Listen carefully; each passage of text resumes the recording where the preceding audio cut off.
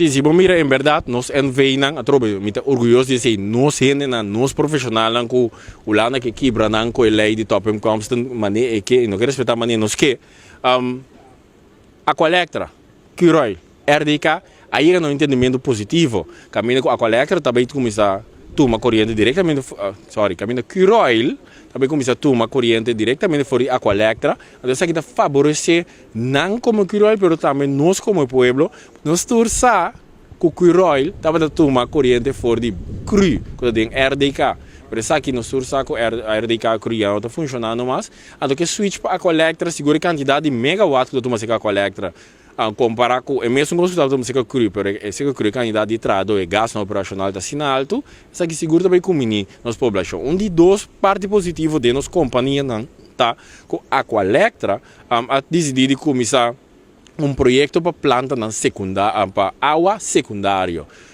A Aqualectra tem responsabilidade como NVD de governo para dar água primária, bom água de qualidade, melhor água no mundo. Agora aqui, sempre quando vai para latino, me diz que quando a Corsol não está flush esse com água de bebê. Então, se me bisava, você tem que ver com a água de baque banho, para beber. Você sabe que é fixe, mas a água é limpa. Então, tem hora para flush também de parte é bom.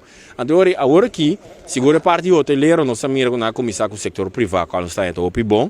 Caminha com água para piscina, água para mata, água para lavar auto, tudo assim, não tem mais que usa água que te sumiu no mundo. Usa água secundária que também é bom.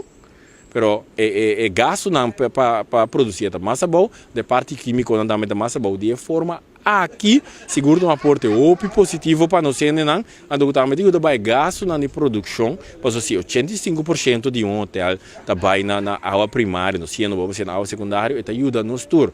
Mas que não mais dos que nós temos reto assim aqui, riba inteiro Corsol, ojalá me debisa mais de certa, então esse é o bom para nós tour. Mas leu pergunta no trabalho por só que da cone, onde sei licor a queda.